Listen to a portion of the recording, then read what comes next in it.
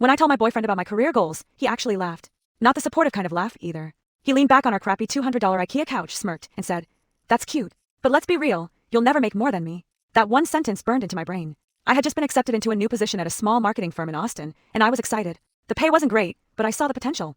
Meanwhile, he worked in IT, made steady money, and acted like that gave him permanent provider status. At first, I brushed it off. I told myself he was joking, maybe trying to be funny, but he kept saying things. Like when I stayed late at the office. Why bother? They're not paying you real money anyway. Or when I signed up for an online class. More debt for your cute little dream. We shared rent, bills, groceries. I packed ramen for lunch, so I could save. He bought gadgets, to reward himself. He saw my ambition as a hobby. I saw it as survival. And the more he mocked me, the more determined I became to prove him dead wrong. Every time I pushed harder, he pushed back twice as hard. When I pulled an all-nighter prepping for a campaign pitch, he rolled his eyes and said, "Nobody's going to care about your little ads."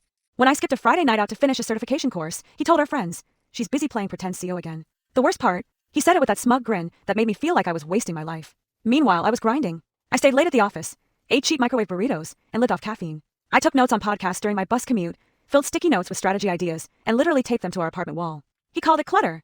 I called it my roadmap, but the digs kept coming. He loved reminding me he paid for half the rent with real money, like my paycheck was just Monopoly cash. He even joked once, if we ever got married, at least one of us could keep the lights on. That one nearly broke me, but instead of yelling, I swallowed it down. Because deep down I knew, the day was coming when my cute ambition would be the only thing keeping the lights on. 1 year later, everything shifted. Our firm landed a huge client, and I'd been leading the campaign from day one. It was brutal, late nights, endless revisions, presentations that made me sweat through my only decent blazer. But it worked. The client renewed for double, and suddenly I wasn't just the junior. I was promoted, with a salary jump that outpaced his. The kicker? I didn't even tell him right away. I let him keep bragging to his buddies that he was the provider. Then came my boss's annual dinner. He invited employees and their partners. Halfway through, he raised a glass and announced, "A special shout out to the woman who carried our biggest client this year. She's the reason we're expanding. Congrats on your promotion, and that bonus check." The room clapped. My boyfriend froze. I could feel his hand tighten under the table, his nails digging into my palm. When someone asked how much the contract was worth, my boss casually mentioned it, millions. My promotion put me in 6 figures. My boyfriend's face, priceless. He tried to laugh it off, but the smugness was gone. For the first time, he wasn't the provider. He was just the guy sitting next to the woman out-earning him. After that dinner, the cracks in our relationship turned into full-on fractures. He didn't congratulate me. He didn't hug me or say he was proud.